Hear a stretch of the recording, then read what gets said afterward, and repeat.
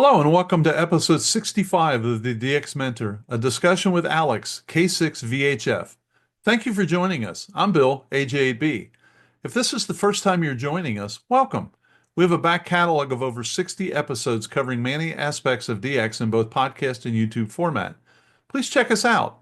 If you're new to DXing, I would really recommend episode 1 as it was recorded with several world-class DXers. You will get a feel of the excitement that goes with chasing DX. If you like what you find, please subscribe, like, and share to always be notified about upcoming events and to spread the word. Another way to keep in touch and to see what we're up to is via the DX Mentor Facebook page. I will be posting about upcoming podcasts as well as other DX events, so please follow us. Before we get started, I received the following email from Steve, KJ5T. Hi, Joe and Bill. First-time caller, but long-time listener. I've listened to every episode of the podcast since you started.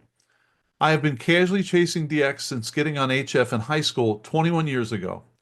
Very casual if I have just reached 155 mixed. I operate a very modest station with wires and a 6 BTV and no amplifiers. I've learned a ton listening to the podcast and really enjoy the stories from Joe about his DXpeditions. It's also super fun to hear the stories from those DXpeditions where I did manage to get through. I'm in those prime child raising and career years now, so I miss more DXpeditions than I work. I just started doing CW in earnest about 5 years ago, and so far have only managed to confirm 63 on CW. So DXCC on CW is the current goal, but slow going as the time commitment to chase CW pileups is admittedly more than the FT8 stations. Looking forward to many more episodes and hopefully continued years of DX. I won't make it to Hamvention this year, but we'll look for you next time I make it up there. 7-3s from KJ5T. Thanks, Steve, for your email and your kind words. Please keep us up to date on your progress. I would also point out that there is a new award from the ARL called the Trident Award. And the idea of the Trident Award is to recognize those people that have DXCC on 3 different modes, not just FT8. So as you're working through this, I would suggest you set your targets on that. And as always, please let us know what we can do to help. You can check the show notes for any information that we discussed today. Our guests today are Alex, K6VHF, and Joe, W8GEX. Alex and Joe are experienced, passionate DXers, and the conversation should be lively and informative.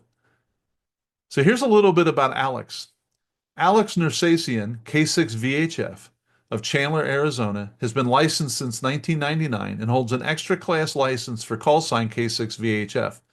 He was formerly 4 Lima 1 Fox Papa with an extra class license of the Republic of Georgia.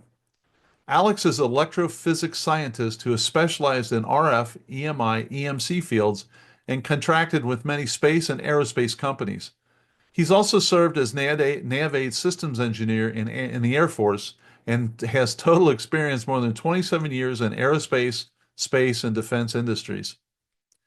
Alex has a BSA degree in electrical engineering. He's a proud member of the American Radio Relay League, AMSAT, Amateur Radio Emergency Services, Skywarn, South Orange Amateur Radio Association, the National Geographic Society, the SETI Institute, the National Weather Service, National Park Service, and Community Emergency Response Team, or CERT. He's also a member of the Chandler Ham Radio Club and the International DX Association, or INDEXA. His favorite radio is an ICOM 7610, and he asked me to pass that along. So without any further ado, let's get started. This is really going to be interesting and fun. Well, good afternoon, and welcome to the latest edition of the DX Mentor podcast. I'm your host, Bill, AJ8B, and we really have an exciting guest tonight, kind of a Renaissance man who's touched everything from DC to light, I think, and has great stories to tell about all of it. And we're really excited. Joe and I are very much in our sit back mode and just listen. So we're looking forward to it. But I'd like to read this a little bit. Our podcast today is with Alex, K6VHF, off of his QRZ page, which I highly recommend you going to because it is really interesting. You're currently in Chandler, Arizona, and he's been licensed since 1999 with an extra class. And of course, your call is K6VHF. You were formerly 4 Lima 1 Fox Papa with extra class license in the Republic of Georgia. And I got a hunch that's going to come up tonight. Alex is an electrophysics scientist specialized in RF, EMI, EMC fields and contracted with many space and aerospace companies. He's also served as a nav aid system engineer in Air Forces, and he has total experience of more than 27 years in the Air Force space and defense industries, which you can probably only tell us about 3 months worth, but that's okay. um, you have a BSA degree in electrical engineering, a proud member of the ARL, AMSAT, Amateur Radio Emergency Services, Skywarn, the South Orange Amateur Radio Association, National Geographic Society, the SETI Institute, National Weather Service, National Park Service, Community Emergency Response Team, the Chandler Ham Radio Club, and Indexa. And your favorite radio is the ICOM IC7610, which Joe has. So well done. But before we get there, Joe, you're with us tonight, WAGEX. Tell us a little about yourself and then pass the mic over. Well, thank you, and nice to meet Alex tonight. I started off as an SWL when I was about 14 years old. My uncle got me involved and got my technician license and got on 6 meters, loved 6 meters, and got hooked on DX, working the Caribbean back then, and been doing DX ever since. Been on 62 DXPeditions, some big, some small. But once you get out and you are the DX, you are absolutely hooked. So tell us a little bit about yourself, Alex. Yeah, thanks, Bill and Joe. I'm really excited to be here. So thank you very much for inviting. And I'm Alex K6VHF. I was born in the Republic of Georgia, which is former Soviet Union back in the 70s. And here I am. I ended up in the United States, and I'm really proud to be here. And I'm K6VHF, well-known ham in especially VHF and VHF and microwave community. So, and I am a late 40s. I started my amateur radio journey when I was very young, around 10 years old. So I can continue with my journey, how I started. So, so what got you into DX? Because not everybody wants to work DX. So what got you in that part of the hobby? Well, DX, when I realized that 4 Lima is DX, I had no idea. So when I got my first call sign, and all my friends and my uncle and my close mom's friends, they were also amateur radio. I never thought that 4 Lima is actually DX. And considered that we had just few active amateur radio guys back in Georgia, and I right away jumped in as active one, and immediately kind of like became as a 4 Lima star. And I couldn't understand why is everyone trying to call me? Well, I'm trying to call others. Well, see the pileup, when I'm calling someone in pileup, everyone started calling me on top of them. I'm like, all right, this is called DXing. So that means I am DX. And I felt really, really good about this. So, and instead just going for search, I always try to call CQ and give as many hams around the world as possible for Lima and try to be active. So, and because of these activities and my passion to be DX, I was elected as a committee chairman behalf of the Radio Amateur League in Republic of Georgia. So, and that was my early 20s. Gee. Holy cow. So so every time you threw the radio on, you had a pileup basically. Yes, exactly. And I really enjoyed every single moment of it. And, you know, whatever bands I was operating, and every single band would give me different opportunities, because if you go on the low bands, right, you mainly like to stick with the nearby stations, and especially being in the Republic of Georgia, the majority of stations come from Russia and Ukraine, and you're just surrounded by them. But I want to DX more. I want to talk to the rest of the world and to other continents. So I had to go on a higher frequency range, and I have to build antennas that can bring me there. But you know, living in old ex-Soviet Union Republic, right? It's kind of hard. We don't have Radio Shacks. We don't have any gigaparts. We don't have anything like that nearly close. So what else you can do? Build by yourself. So, and that's how I end up start building antennas, getting to the other bands, so to give DXing experience to others. So what's your favorite band, Alex?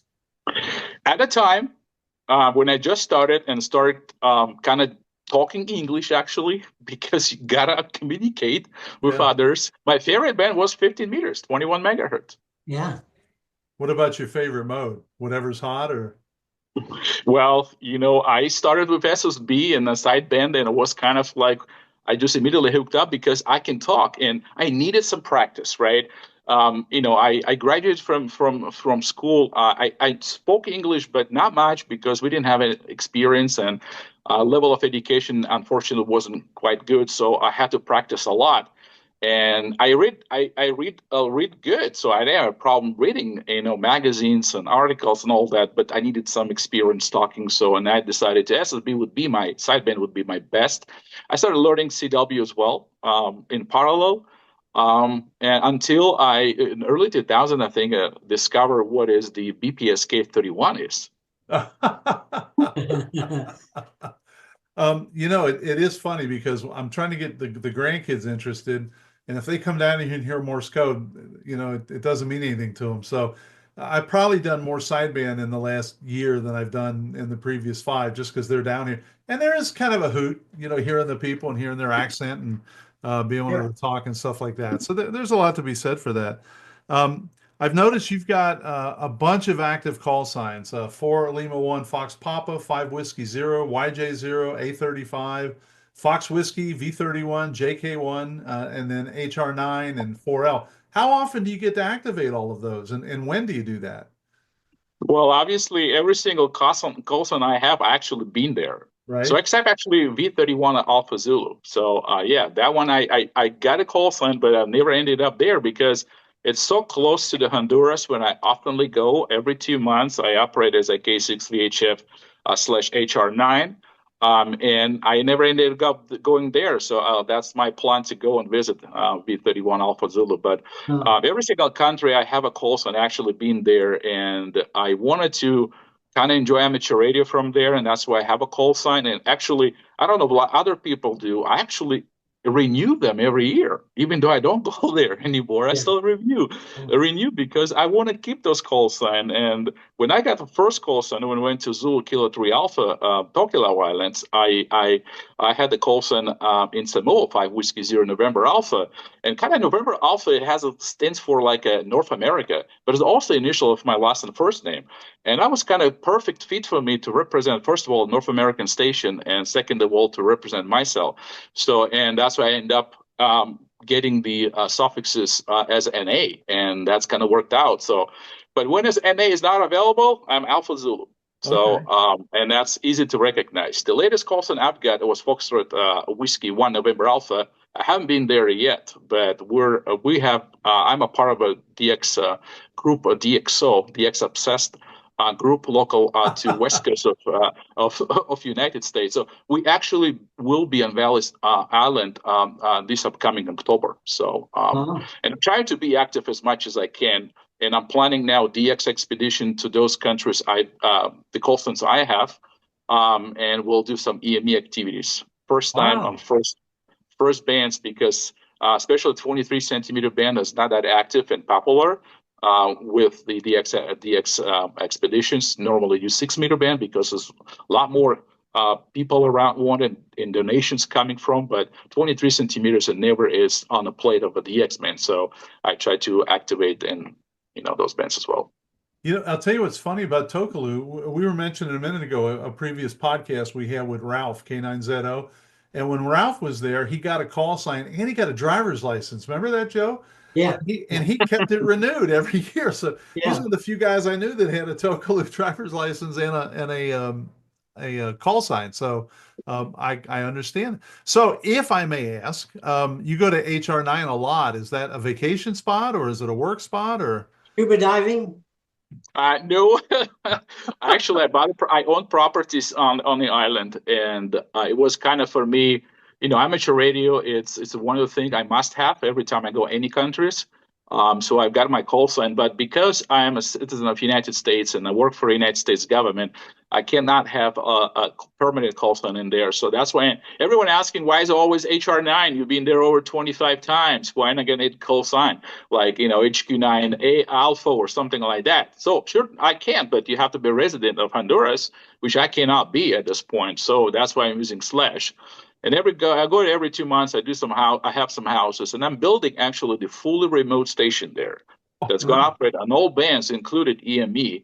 So I do my own design. I'm electrical design engineer, so it wouldn't be a problem for me at all. So I'm building the nice shack right on top of a mountain, and it's just roughly about 700 feet elevation above the sea, and a very nice view. And the north side of the island is open, so until horizon is a perfect condition to operate like Europe, North America included. So. Wow. So when you go back the next time, will you be on 6 meters, Alex? Yes, that's what I'm trying to do because I work so many other bands and I kind of getting like already saturated with making the same key. So if I look in the log, I see a lot of dupes in there, and I kind of trying to stay away. And 6 meters is a very unique band. I love so much. It's a magic band. So and everyone want to have a magic working me in HR9. So. And I've had few opportunities, and I'm just constantly securing in an FT8, and it could open in 10 minutes or 15 minutes. So short opening, at least I can work a few stations. And sure enough, it worked well. I've been there last time, and we had no opening until like 11 a.m. And 11 a.m. it was just an extreme pileup. And my antenna is always pointed north, so I can work Europe or NA or Canada at the same time. But people were calling from Australia. People were calling from the back of my beam. And it was surprising how propagation can get crazy, especially sporadic. Yes. Wow. Yes, I agree. So do you have good internet connection there? I'm not, unfortunately, not in this moment. I'm using my my cell phone as a hotspot in there. It's actually good enough to do live stream on Club Log. Because I want to make sure that the log is online so everyone sees, and that kind of minimizes the dupes when you work, and as well have some basic uploading log to QRZ and log of the world and all that. But about in a couple of months, I will install the satellite station because the internet on the island is not good enough. Even though you have a DSL, it's nowadays you can use Starlink. I mean, Starlink would be the good solution for it, and that's why I need the kind of wide channel for the remote station capabilities as well. I was wondering if I could twist your arm. Maybe when you're down there, you could give us a tour of the Absolutely. shack. That would be great. That would be real. I'm sure there's a lot of listeners and watchers that would love that. Yes. But please don't forget to bring your QSL card. So I collect the QSL card of the visitors on my wall. Well, that only seems fair. Now, do you do anything with 60 meters? I'm saving Joe the question here. Yeah, I operate on 60 meters there, and quite interesting because I get more stations from Europe and Asia than from North America on 60 meters. It's kind of like surprising. And when I first time operated on 60 meters there from there, I got so many emails. And people were asking and trying to SCAD and especially with the north part of Europe where you kind of have a very short opening and a common window, so they wanted to operate me. When I tried to accommodate because there's the whole purpose being amateur radio guy and working from DX entity to allow others to work. So and as far as right now, I have a DXC. I participated in some contests from there, and it's always good to be a number one on the country record. So every single contest you participate, you kind of number one. It's kind of boring because, well, there's no competition. Yeah. So how many contests do you actually work? Do you do any contests from stateside, by the way, when you're up here? Yes, I'm in my kind of top of my professional career, and unfortunately I don't have that many free time for the contesting like I used to be. Back in for Lima time, I've been in every single contest, and I don't know, gosh, I have over 50 awards back from for Lima, and I brought them all here and hang on the wall. But I wish I had the opportunity, but sometimes I do participate in a contest. I love CW operating contest. It's kind of quiet mode, so nobody can bother you. I love Reedy a lot, so it's one of my initial first modes I got myself in, and that's the contest I also operate. SSB, it's just not quite a lot sideband because you're required to sit in front of a microphone and yell the whole day, which I don't have opportunity to do that. But when I go to HR9, I certainly take advantage of being a DX, but not on the days in a contest where we have HQ9X station there, and because there is no way to compete with them, and if they're gonna run kilowatt there, I just all bets are dead. Yeah, okay, that Yeah. I do remember that call. Are you aware of, and I'm going to be rude and turn away from the camera. There was a Thursday night. Are you familiar with the CW Ops program? Correct. Yeah. Right. So they have a CWT every Wednesday. Mm-hmm. Well, there's a group, and I've been doing this every week, and I'm just enjoying. I'll look it up later. Anyway, it's the RITI weekly contest, and it goes from 9:45 to 10:15 Eastern. So what is that? 02 or 01:45 to 02. And it's just a bunch of guys. It's kind of the same thing. You work everybody you can work, and then you just move to different frequencies. And um, we had a podcast with W0YK, I believe is Ed's call, and he turned me on to it. And oh, it's a hoot. I'd forgotten how much fun Riddy was. So I'll email you the details because it is a lot of fun, and I'll put it in the show notes also. But yeah. So the other thing that jumped out, I'm a big QSL collector. I love QSL cards. I use the bureau a lot. Um, and you are a QSL manager for a lot of folks. So how active has that been? Are you still getting a lot of cards, or is it much less than it used to be? Or No, I'm getting a lot of cards, and as every day actually is adding more and more, and I'm like, okay, I didn't really anticipate that, but I have to deal with it because I promised people.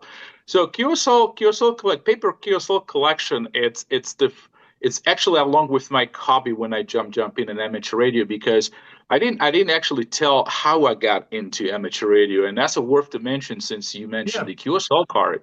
please. When I was 10 years old, I just went to my uncle's house to celebrate my nephew's birthday, and then there, I we were kids, we were playing around, and I ended up some opening the door of the drawer and then finding some postcard in there. But unlike postcards I've seen something. It's like some weird combination of letters and digits on it. I'm like asking, what is this? And he said, that's his QSL card. I'm like, what is the QSL card? And here's the story started. He started explaining to me that he was an amateur radio guy. And I got so hooked up, even though I was a kid, and everything started with the QSL card. And as far as I remember, the call sign on the card was F2BJ, which is French station, and it was QSL dated back in the early 60s. And that's how I kind of remembered this. And every time everyone asks about amateur radio, how I started is all that QSL card just in front of my face all the time.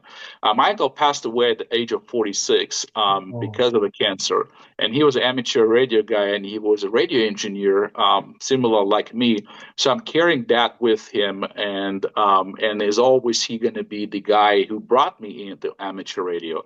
So yeah, QSL cards. It's been a long. I had QSL manager myself when I was DX for Lima 1. And I know how hard it is to be QSL manager.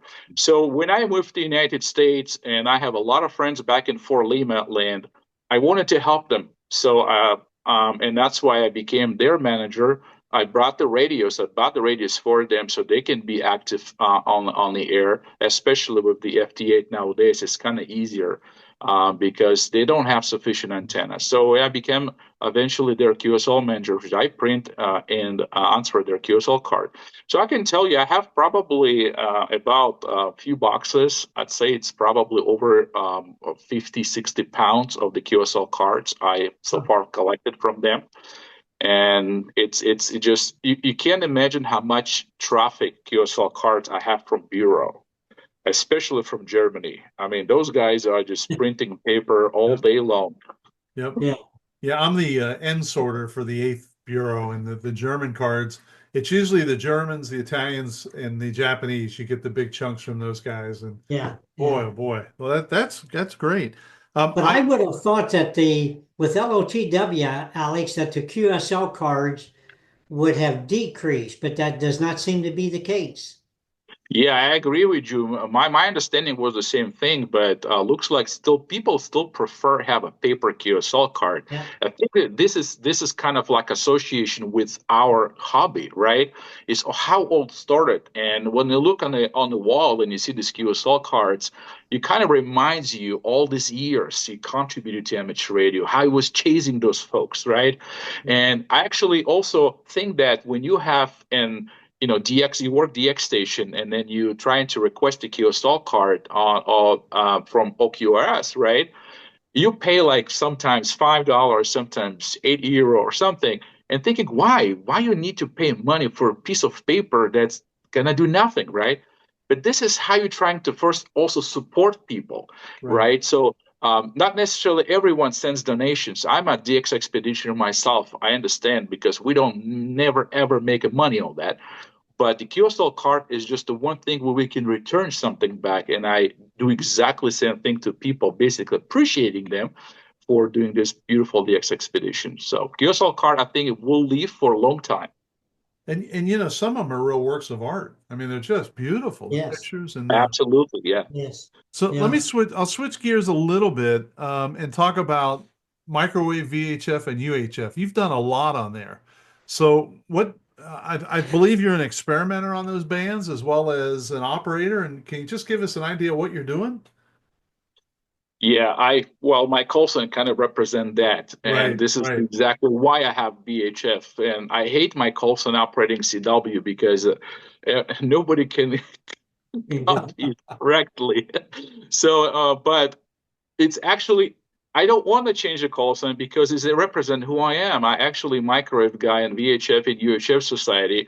And it's worth to mention, I'm the first guy ever in the history of amateur radio in Republic of Georgia who operated EME, who operated VHF and UHF, who operated the meteor scatter, who operated the first time the satellite. Nor just that, I also set multiple records that currently still active and current, so nobody can beat that. So I jump in an amateur radio, VHF and UHF, especially in the Republic of Georgia, to kind of explore something that never was explored before. And obviously, it also was new to me as well. And as I mentioned before, we can't just walk in and buy a nice M2 square, antenna. Well, the best way, you just need to make that antenna using just aluminum and some wood. And that's how I started designing and building antennas as well on VHF, UHF. And I fell in love with that. So when I came to the United States, I kind of tried to continue that. My first call sign was KJ6GNC, which absolutely represent nothing. And I was lucky to get K6VHF when I started thinking about what call sign can I apply as a vanity call sign. And K6VHF come up as a High Sierra VHF Society radio club back in California, which was due to renew, and they didn't pay for 2 years. So it went just to the list of available call sign. I immediately applied, and thanks God I was lucky getting that call sign, and I will never let this call sign go. No. When I enjoyed the VHF UHF, the obvious for me was going to microwave, because here we go. What is microwave? It's about 1 gigahertz, and what we have at 23 centimeters and all that. So I started exploring those bands. But as an electrical engineer, I knew that as higher you go, as more complicated things get. So, and then nobody can afford to buy a transporter what costs like a $2,000. Well, you can buy 5 radios on HF plus antenna. So, and people oftenly ask me, why you care about that? Spending so much money where you just alone. And that's what happened with 122 gigahertz, which is the wavelength is 1.2 millimeters. Well, I am the first guy in Arizona who operated on that frequency range. Me and Barry, V4MA, we set the record of a distance of communication of 122 gigahertz. And I'm trying to do something that never was done before, and as well also kind of tell and tell others, don't be afraid. If you have something to do and you have a wish, go for it. Never give up. We are amateur radio guys. We experimenting a lot of things. The propagation every day different, right? The microwave have so different factors, right? And making the same QSO with the same guy is always going to be different. So, and that's what a part of microwave I love. Every time you do the same thing, it just appears to be different. Wow. So Really? back in the old days, Alex, did you work any of the RS birds, the Russian satellites? Yeah, I actually work also the Mir station, the Russian station before they flooded. So, and that's kind of brought me to the space. And the Russian satellites, they were very popular back then. The radio Sputnik, we'll call it, right? Yes. Right now, the RS-44 is only one that's active. But the best satellite that I fell in love, it was Oscar 7 because it has a history. And the history is something unlike any other satellites that became dead back in the 80s and all of a sudden became alive in 2000s, where he just whatever happened and then flipped and got solar panels active so and they charged the battery. And from 70s designed the batteries is they were still okay to power the system. So and that satellite became for me a legend. So and that's how I started. But when I start working for NASA and working for satellite industry, I kind of like, oh, there we go. It brought me so many memories from my early days when I started doing satellites. And remember, as I said, I was the first guy ever in the Republic of Georgia who operated satellites. So I had to understand how to operate satellites to represent the country on the satellite as well. Because I used to work a lot of the Russian satellites. Oh, I love that. Every day I would work them. Yeah, and back then, the 10 meters, they operated in 28 megahertz and 144, the Yes. 2-meter band. That was the famous crossband. Yes. Yes. Yeah, that was a lot of fun. I'll top both of you. I used to chase the Russian Oblast Awards. Remember those years ago? And I didn't know this until 2 years ago, but Box 88 in Moscow is still an active QSL bureau. I had no idea. That was a famous address, but Yes. so something else in my notes caught my eye. So I'm going to go out of sequence here a little bit. You built your first HF transceiver at 15. And I have built simple receivers and I have built simple transmitters, but nothing with 17 tubes that's a full-blown HF transceiver. So can you recall enough about that? You can tell us about that? Yeah, well, my journey to amateur radio was quite difficult for myself, at least, because once again, we couldn't buy the transceivers. All people I knew, and they had just a home-built stuff. So I decided that's the only way to get to the air. So, and I'm like, all right, well let's get the build. I built before I started building the actual transceiver. I built the receivers, and they were very nice. This is how I started learning how to communicate, what a CQ code is, and etc. But when I decided to build the transceiver, I had to decide which one I'm going to build. Back then, in Russian, in the old USSR republics, the popular schematics was from United Whiskey 1 Delta India transceiver, which was kind of, a certain extent, copy of one of the Japanese EASA transceivers, but it was built on 17 vacuum tubes. And if you would have built this transceiver, that means you basically prestigious radio amateur guy, because you can build something is really nice. you can't compare to any other schematic. So, and I'm the young guy. I decided to go right away to extreme, and well, I need to find the parts, and it was hard parts. So I had to, look for the tubes, look for the components, and everything. But the biggest challenge for me was to find a nice filter, 500 kilohertz. That the ceramic filter was the biggest problem, and I tried to everything. I couldn't find it, but one of the amateur radio just opened his stash and just gifted to me because he saw how passionate I was. And those things are like a golden nuggets. If you have it, you're never gonna give to anyone because you want to keep it for yourself. Yeah. But because of my extreme passion and the young age, he just looked at me and said, "Okay, I'll give you something I would never do." But and this is how I got my last piece of and surprisingly it worked. And I had one of tubes that the final amplifier. It was about 40 watts. But this is how I started actually transmitting my own signal coming out of the own radio that I built. Wow. So did you have a hard time, Alex, finding all the components? Yes, majority of components came from the TVs. Because Russian TVs back then, they were full of nice components. We didn't know why we have so many nice components in Russian TVs. And when I realized they have some markings on the components, and then I learned that those markings are actually military markings. Say, why we have a military components on the commercial TVs?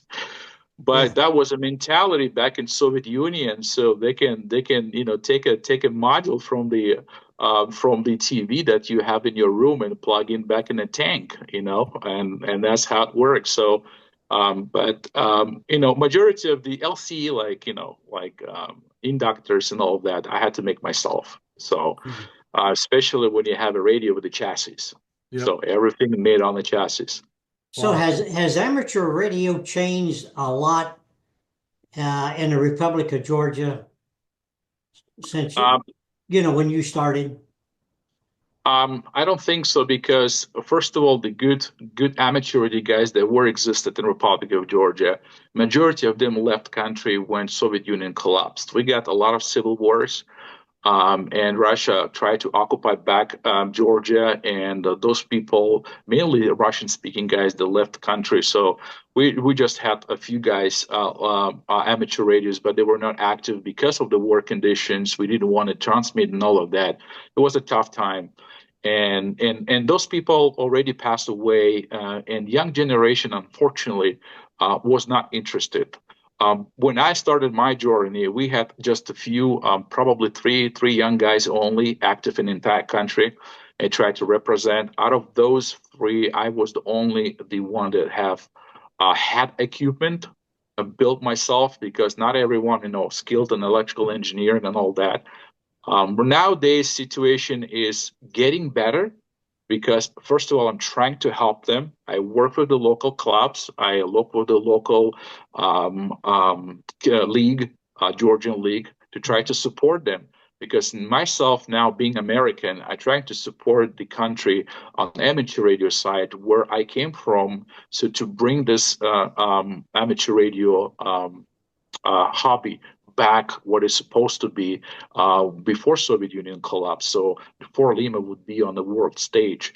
And nowadays, if you're going to hear 4 Lima 4DX or 4 Lima 7T, which are the most active stations right now, those are stations I created and give them opportunity to operate. Wow. But the biggest station in Republic of Georgia, it's 4 Lima 8 Alpha, Vaho. He is the biggest contester. And if you look on the charts, he will be only in the top charts. And his son is 4 Lima 6 Alpha Mike, is also one of the active one currently from Republic of Georgia. Okay. And I've worked him several times, so I had to check that. So you're also a big part of AMSAT. What do you do with AMSAT? AMSAT based on volunteers. So I am obviously one of those volunteers. And because my experience building and testing satellites, especially part of the physics we call EMI EMC compliance, every single satellite, also AMSAT, it's a collaboration between a lot of people, amateur radio mainly. I'm one of them, and my job is electrical design, specialized on SSPA, which is the solid state power amplifier. And also, I'm only one, and I'm sad, who does EMI EMC. They call me Tsar, so I don't know why, but I'll take it. That's something that's never bit me, but I've always found it just fascinating that they're putting those up and we're working through them and the whole bit. So that's really cool. The other question I had was, what is ham adapter? You are the Ham owner of ham adapter. adapter. Yeah, what is the ham adapter? Well, it's my company that I opened the business in 2010. And it all started with I tried to find some adapters on eBay for my radio, and I couldn't find anything. I was like, okay, well, I need to go and buy soldering iron and make it myself. When I did this, it took me, a few minutes, and I realized, well, if I can find it, then I can make it. But not everyone can do that. So what if I'm gonna start making and selling them on eBay at a very, very cheap price? Because I'm not trying to make any profits, but allow others to have something they're looking for. Sure enough, it was very successful. I didn't expect it's going to be such a successful decision, and my focus back then was only on Kenwood. So I built all accessories for Kenwood that do not exist. You cannot buy them, but you have to build them. And sure enough, after that, I started implementing other items, and that's why I got to Yasu and Elecraft and ICOM and all of that. But since then, it's been more than, like 15 years. Solid in the market. Everyone knows who I am, and just outside of selling stuff, it's also that people ask me to do the custom things. So, and that's how I started getting into the making something that not only doesn't exist. People can't even envision to make it things. So, and that brought me to making the custom design for people. People asking me, "Can you do this?" Yes, I can.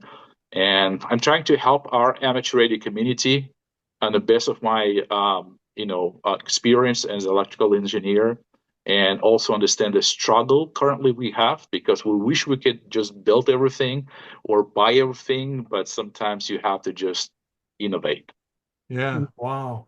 The other thing that jumped out on your website, and this, I wish I had a congratulatory music or something, but the 3,000 mark on the DXCC challenge, that's kind of rare air. There's not too many people that have that. So well done. Thank you very, Congratulations. yeah, thank you very much. It's So one of the things, one of the goals that you're trying to achieve, and I just really excited to. what is your count now? Because looks like it was a year and a half ago or so. I got to check once again. I've been kind of out of amateur radio for Yep. for quite a month, and I'm trying to recoup because it's been exciting to come back. I think I'm more active from HR9 than I'm from home. Okay. Because I do have opportunity to operate from there, not think about anything else. Yep. As soon as I'm home, I have a lot of other stuff to take care of, and I just don't have a time. Yeah.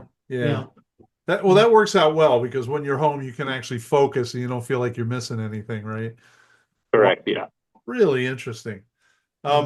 When you are on the other end of a pileup, and it would not be FT8, but let's say sideband or mostly CW, what can I do as a very modest station to get your attention and work you in a pileup? Good question. I'd say probably is when a pileup, the one thing I don't like when people don't listen. I think when I've learned amateur radio, I've been told many times, just listen before you press the key or PTT. Nowadays, I see a tendency that people just ignoring. People care about themselves more about respecting others and all that stuff. I'd say first, before anyone transmit, we just need to listen. because there are some stations that don't have power. There are some stations that don't have capabilities to do what you can do with a good station with good antenna, with good amplifier, and good radio, the DSP, everything. You hear a lot better than others. So I think this is just kind of respect also to others. And I oftenly do that when DXPedition is sounding on all bands and everyone to work. The first couple of days, I don't even turn the radio because I let others to work. Well, at the end of the DXPedition, you can operate them. So, and that's Yeah. So the one year I gambled with that was during CQ Worldwide CW, and this was years ago, but I needed 3 Victor. And I listened Friday night, and I heard them, and there was no way I could work them. And Saturday, I called a little bit. I couldn't work them, but Sunday, I thought, okay, Sunday's going to be it. Yeah, everyone's begging for contacts. And then we had this, a CME, and the bands were wiped out. And so, if you wait too long, there is a little gamble Yeah. there. But I did listen to the VU4 AX on sideband the last couple of days, and you're right. I mean, they'll say up 5, up 10, and people still want a 0 beat and call right on frequency, and then they get irritated when everybody then has to jump in and tell them, hey, he's calling up, he's calling up. But you're right. If they would listen, what a difference that would make. Yeah, I mean, amateur radio, it's a ham radio spirit, right? So, and if you can accomplish everything in such a short period of time, what else are you gonna do? I think we have to challenge ourselves, right? We don't need to make things simple. We need to make things harder for ours, so we can tell later like we did it. If propagation there and you have a good antenna, you have a good power. I mean, it's kind of boring for me. I know that I'm going to operate. Even though you go on a remote station, let's say the RHR, right, and you can operate with the monstrous antennas and the monstrous power, knowing that you're going to be number one on top of everyone. But does this make you happy? Right. Well, it probably will add your 300 whatever count in your log of the world, which eventually and ultimately every one of us want to accomplish. But Right. Is that our hobby about? So that's why I'm looking from different sides. I'm looking as me being DX. I'm looking at me this ordinary North American station because I really hate to admit that when I was for Lima, I was spoiled. I mean, everyone was looking for me. I didn't have to put any effort whatsoever. When I'm K6, like one of the thousands K6s around, it's really hard. So Yeah. I hate to be, but I have to admit, but it adds challenge to me. I have to challenge myself to do that, and I'm really excited about that opportunity. So for Lima was almost like having an amplifier, right? Yes, and I've never had an amplifier. By the way, I just run 100 watts on my radio, in a good case. But when I kind of decide, because I've got back then I had a lot of emails coming from North American stations, especially from West Coast, where they tried to work me, but I couldn't hear them, and they could barely hear because they see that I'm operating, but they cannot hear me. So they suggested, go ahead and buy amplifier. I'm like, well, unfortunately, I cannot buy anything, but you know what? I can make it one. So, I built one amplifier on 500 watts. And that was first time ever I've built an amplifier that had no transformer. So I have to multiply the AC line into the 3000 volts to supply the anode voltage. And I was never done back in the Republic of Georgia because everyone made amplifiers before in conventional way. And I start thinking outside the box. Let's do something never was done before. Will it work or not? We'll find out. So sure enough, it worked. And when I start sounding at 500 watts on 80-meter band with the sloper pointing to the North America, when I start talking to North American stations, Caribbean, my excitement was beyond my expectations. So, and every single QSL card I've got, it was written right on top across the QSL card. Thanks for new country. Thanks for Atno. Thanks for everything. And a bunch of letters attached. People were sending me money, which actually never ended up in my pocket because we had very bad post office. So all money sent ended up in the pockets of the post workers. Mm-hmm. Well, as long as they let the cards go through. Yeah. So, Joe, what was your experience on some of the big pileups you had? What can I do to get through to Swains Island or Wake or Midway?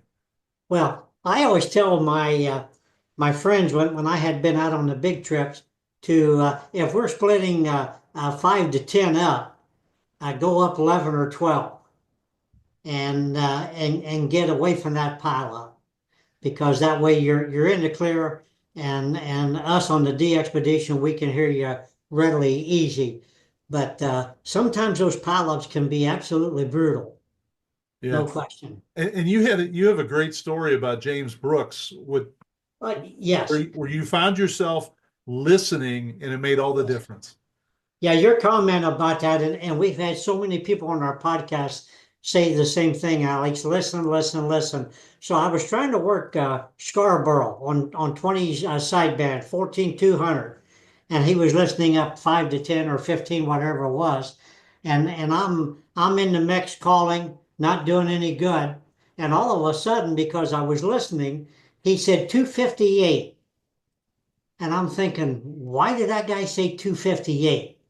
Mm. And so I quick went up the band to 258 and I gave one call and I worked Scarborough Reef. And that is the only contact I've ever had with Scarborough. Yeah. But back to your point and so many other people that's been on with us, listen, listen, listen. You Yes. know, Yes, exactly. and Alex, there was another good point you made. I never thought about it like that, but I've only been in the 160 like the last 5 or 6 years. And, pretty much any time, um, no matter where the sunspots are, you can get on 20 or 30 even, and you can work Spain and France.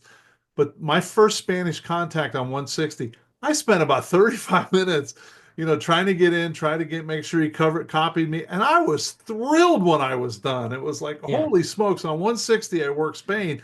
And everyone else like, oh, Spain, my God, it's right over there. It's like, you don't understand. On 160, that's a big deal. So you're Yes. right. There's a lot of satisfaction in having a Yes. difficult path that you have to climb. Yes. Yeah, and then also can expand my thought about this because it's when you're trying to work someone in pile up, it's the one thing because you listen and then people don't listen. You think like, why the others don't want to listen and I'm trying to listen and I don't want to be like them, just constantly calling. But from other side is when I am at DX station. Like the best example, recently we had Yankee Juliet Zero November Alpha expedition Yankee Juliet Zero TT, where I was operator. And when you call CQ and you see constantly people calling, they don't want to listen, especially from Europe, like I'd say Italian stations are guilty on that. And they don't want to listen. So I have to stop and intervene and say, okay, guys, stop. Let me explain how that works. So trying to, work the station and because I didn't like the way people calling me because it's exactly what I'm trying to tell that, you gotta guys listen first. I'm calling only particular stations from Asia. I'm not calling European station. You call, I will never answer you. You're on a blacklist. Do you understand that? You want to work me? Wait and listen. So Yes. it's a good practice. It's a good practice in many ways. So I wish a lot of people, and we have to tell this to young generation, when you hear the station, listen, you might find a way to work it. It's, as Joe mentioned, he listened and he captured what he was saying. He did the right thing. Yeah, yeah. How do you feel when you're on the CW end of a D expedition? How do you feel about tail enders? Because I found that, like right when there's that pause, you throw your call in there. Yeah. Well, if you have a short call, I mean, that's a lucky day. Yeah. But if you're a long call, especially with the slash, it's gonna make things complicated. Yeah, yeah. so, so yeah, I mean, it's CW is a unique. I mean, it's unique in any ways, and like I don't know why people don't want to learn CW, and even now with all this FTA craziness, what's going on, CW is still one of the best modes that ever been, and this is the first one I've ever been introduced to amateur radio guys. So it's it's always you learn a lot of things when you operate. You're trying to accept the technique, because when when I started CW, I had no keyer. I had just a regular key, straight key, and I always was slapped by my mentor how to hold your hands, how you hold the fingers, how you to do, and this is how you start learning and listening your mentor how to do things right. So Yeah. Yeah. Wow. That's interesting. Mm. Joe, did I forget anything? No, we went through the list pretty good, Bill. Wow. Well, You Alex, did you're just, good. And I Alex love, did excellent. well, I love your passion, and I feel like we could talk for hours if we wanted to. Yes. well, Man, Yeah. oh man. I have two things to mention. So Please it didn't get to the list, but I think it's really worth to mention. go So ahead. I'm a part of it. I'm excited about the upcoming expedition. I'm a part of a team to Peters 1. Um, Really? so Oh, yeah, that would be my last continent to visit. And I'm really excited to be part of a crew going to Peters 1 Island and expedition 2027. More than that, because of my technical skill set, which I proved many times in the DX expedition I've participated, I build antennas. I can build antennas from scratch and have a quick solution in the last moment. And that's why I also the technical antenna expert for that expedition. So I'll be working on making antennas specifically for the harsh environment, because that's not even close to being HR9, when you're Yeah. surrounded by snow, cold, and it's so miserable being there. So you're gonna hate every single moment, but you're gonna challenge yourself, do something that others can't. no. And I'll be the first Georgian born a person being on that island. So it's another excited part. And also, Chief, I like cooking, so I'll feed some teammates with the nice Georgian cuisine there. So I'm really excited opportunity to be on that island. So first thing I want to mention, I think, is a kind of important to mention, especially being a supporter of the X expeditions. Yeah. The other thing I'd like to mention, I'm a member of Deep Space Exploration Society, which I kind of never had opportunity to update my QRZ page, and I will add that. I am also the chief engineer for the project called EVE. So everyone knows about EME, which is Earth, Moon, Earth. How about the Earth, Venus, Earth? Really? Wow. Yeah, Huh. so I designed the special equipment for that event, which gonna take a place next weekend, where the Venus is the closest point to Earth. It's 25 billion miles. Phew. So I'm sorry, 25 million miles away from Earth. So it's Right. kind of long distance compared to the moon, and we will send our signal from the station that located in Colorado. It's the 60-foot dish that Deep Space Exploration Society owns, and we do a lot of science in there. And we will try to bounce the signal off the Venus, and we have multiple stations across the planet that will look and receive for us. It's not the first time. The first guys that done it's 2009 amateur ready group people from German AMSAT group, AMSAT DL. They actually used slow rate CW, and they sent HI, which is in AMSAT world. It's the response from the satellite, and they were successful to decode their own signal. We want to go further away and actually make it first ever QSO. If we were successful, that would be a very excited moment, not for amateur radio, but for United States country, because that would be the first time done ever. So what is the latency between the time you transmit and Yes. expect to hear something back? By the time the signal travels back and forth, the round trip is 4.6 minutes. Minutes. 4.6 minutes. Really?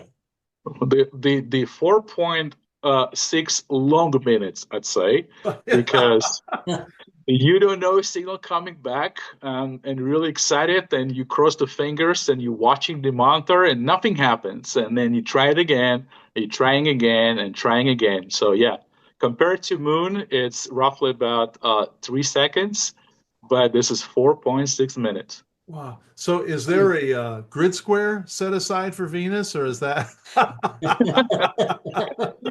I don't know, but something I really always excited to something that never done before. And I also excited because I had to design all this equipment. I've been tasked to do that. And I've never done anything close. We're talking about 2,000 watts on 1296 megahertz, which is 23 centimeter band. It's enormous of power. So if you take a dish that is 60 foot, it's approximately 44 dB of gain. And then if you take the power and the gain, so we will shoot 62 million watts as a isotropic radiated power.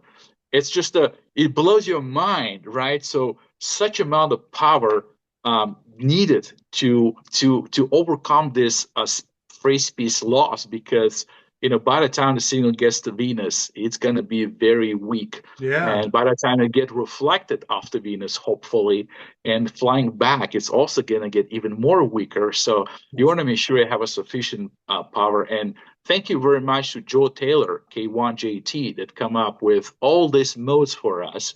And a big thanks for him, because without him, we would never understand how we can work and receive station that like minus 30 dB. Yeah, it's not possible.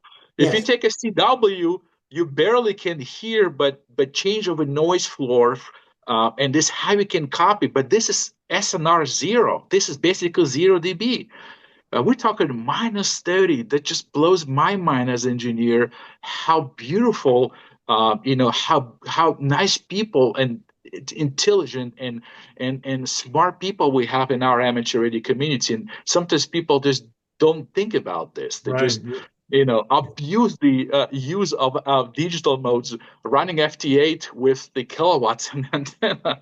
Wow. We've got a good friend, K8FL, and he's a big fan of an amplifier, but I don't think he's ever run 44 million watts. So No. the other thing that I get disappointed, because the Voyager 1 and 2 spacecrafts, they're still going and they're still reporting back. I heard this week that they shut some functions down, but if you think about it, I believe they're almost 2 billion miles straight out in space, and they can still make corrections to it. It takes days, but that's absolutely fantastic.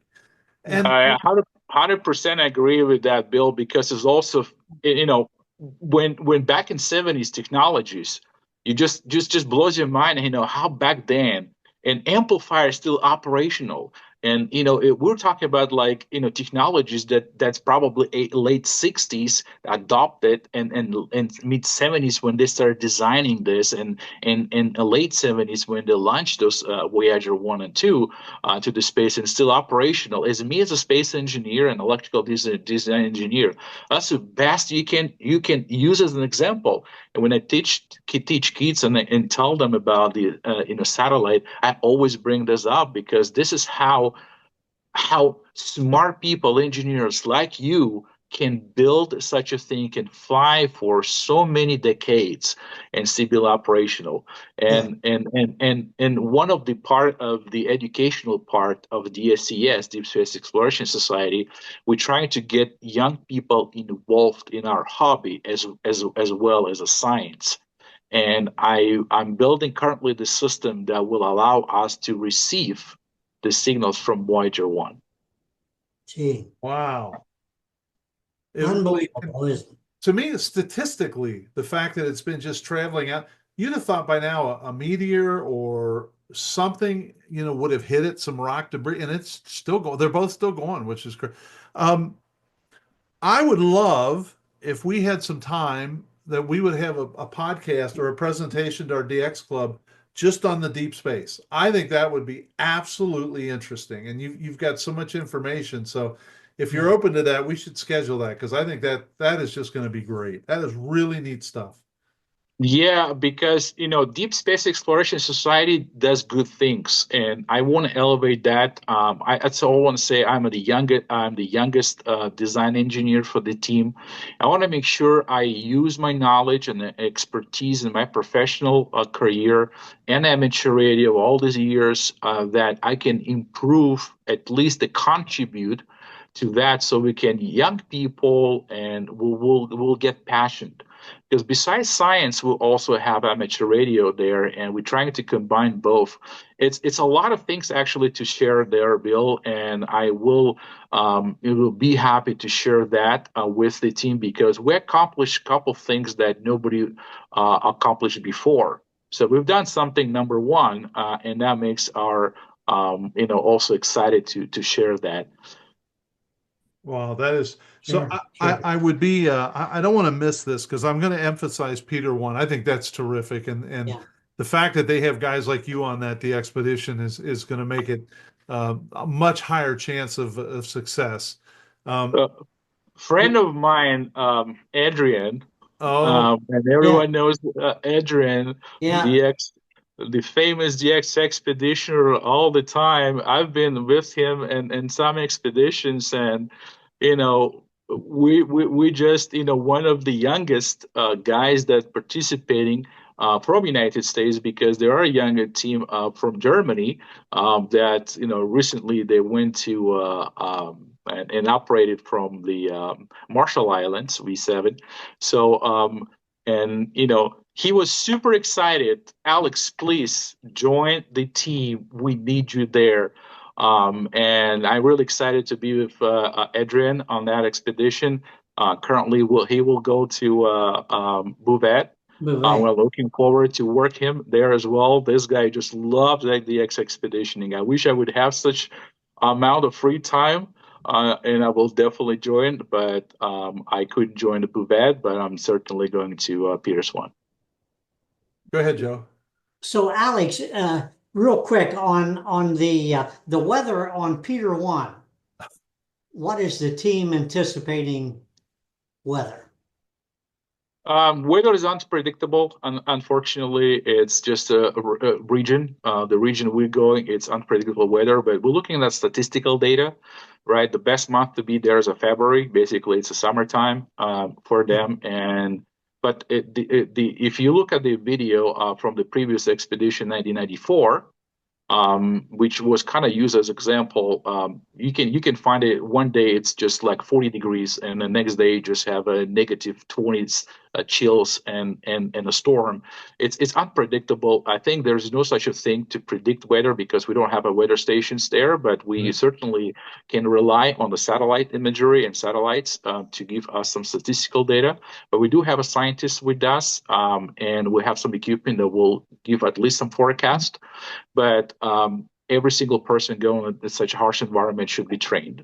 So I think this is survival skills and also the medical conditions. So everyone should be in a nice, relatively good health, pass some certain certification, and also understand, that's near close as it being resort. So you'll be very, in an environment that probably never been before.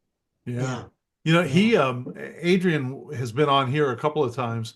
Yes. But the first time was, there was, before the Bouvet took off, there was all kinds of concerns about the boat and the landing sites. Everybody was in an uproar. And I just sent him an email and said, here's who I am. And Joe and I have this list of questions that are of great concern to our DX club. And, there's no way to sugarcoat them. They're very concerned that this is going to be successful.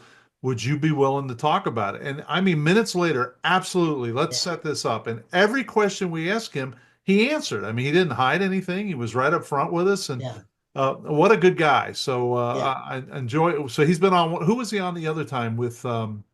Swain's. Swain's. Yeah, we had him on after Swain's. So Swain's. Yeah. And I think what he said after Swain's was, where are you going? Well, he says, I don't think I'm going anywhere. At least that's what my wife thinks or something, so. Yeah. That's right. Oh, my So goodness. now he's going to the coldest place in the world. Oh, Yeah. That'd have to be better than the hottest place that you went to, Joe. I don't know, maybe. Yeah. Swains, I was on Swains years ago, and that place is just brutal, the heat out there. It's Yeah, tough. heat, Yeah. humidity, and the flying incense, and just like Yeah. uh, Unbelievable. I've said this before, but it never occurred to me till I was talking to Joe is, you're working on the island and you're stringing antennas and you want to make sure you stay hydrated. So you grab a big bottle of water and you quickly find out, well, heck, that's at 90 degrees too. So I don't, Yeah. it's not Yeah. like you have a 100 refrigerator degrees. sitting around. So Yeah. wow. Well, Alex, I can't tell you how enjoyable this been. This has really, really been interesting. And I think we covered a lot of ground with you. And I know that any one of those things we could have drilled further, but I love your passion. I love your Yes. generosity and boy, your knowledge and all these things you're sharing out. And you must be a great designer because you're doing all these things and people keep coming back to you, right? And if it didn't work, they wouldn't come back to you. So That's right. wow. And anything that any other thing I missed? Yeah, I think we covered a lot. There was obviously a lot of other things, but we'll take a lot of more time. We're kind of like, there's a lot of things I can share, but you've done a great job. So thank you very much, Bill and Joe, for challenging me, for asking questions, and I hope I brought confidence, and I try to be a successful contributor to our hobby because I know how tough sometimes it can be, and I also be a mentor to other people. And I want to say, don't be afraid, because fear never going to bring you to anywhere. So you have to move forward, and listen good people. We have a lot of people, talented people in our hobby. We're always willing to help, and I also always willing to help and share my experience with others in areas that I'm proficient and can be helpful. So never give up. That's what I've been told. Everyone, that's I've been told by my mentors, which they were passed away, and really,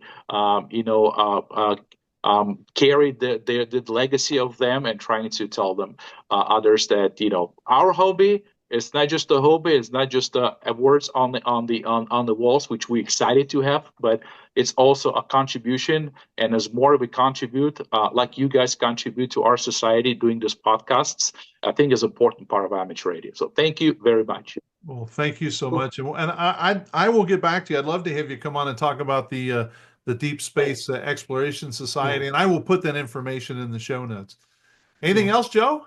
No, thank you very much, Alex. It's been extraordinary. I loved every minute of this, and I'm looking forward to working you on in Honduras and Peter One. So don't forget our calls now. Yeah. And between that, I'll be also Foxtrot Whiskey One. Oh, that's right. Yes, That's in Yeah, Foxtrot October. Whiskey One North America in October, and but I'll be operating as a Foxtrot Whiskey 5 kilo. And for EME communications, I'll be Foxtrot Whiskey One North America. Okay, well, super. we're DXers, so we'll be listening for We'll be you. knocking at your door, and I'll make sure you get QSL cards. Yeah, exactly. I will have a Thank good you very evening. much, sir. And Thank you. he used the right word, Alex. It was extraordinary. It was just a lot of fun, and you're Yes, very contagious. So my hat's off to you. You get me excited, and I think that's great. So yes, sir. Best of luck to you, Alex. God bless you, yeah, sir. safe travels. Thank you very much, guys. Have a good Uh-huh. night. Bye bye. Bye bye. Bye-bye. Wow. I hope you found that as interesting as I did. I thought it was incredible. Thank you for joining us on this edition of the DX Mentor. As a side note, within about a week, I worked Alex 5 or 6 times as he was down in Honduras. So that was pretty cool to kind of work the guy I just talked to. Thank you for joining us on this edition of the DX Mentor. I would really like to thank our sponsors, ICOM America, the Daily DX, DX Engineering, and the Southwest Ohio DX Association. You won't find anyone more committed to DX than these sponsors. I would also like to thank our guests today, Alex, K6VHF, and Joe, WAGEX. I would especially like to thank you, our listener and viewer. Without you, there would be no reason to do this, so thank you. I would love to have your feedback, answer your questions, and provide help with any DX or amateur-related radio issues that you may have. If you need clarification on something or you just have a question, please email me at thedxmentor@gmail.com. Please drop me a line if you've achieved an all-time new one, receive recognition, or you have a DX event that you would like us to mention. We would be happy to do that. If you're enjoying these DX Mentor episodes, please hit the subscribe button. You can also like if you found this one particularly interesting. And follow us on Facebook to get the latest and greatest activities. Just search and follow the DX Mentor. Well, 7-3 for this episode, and thanks to my ex-wife Karen for her love and support. I hope to see you in the pileup.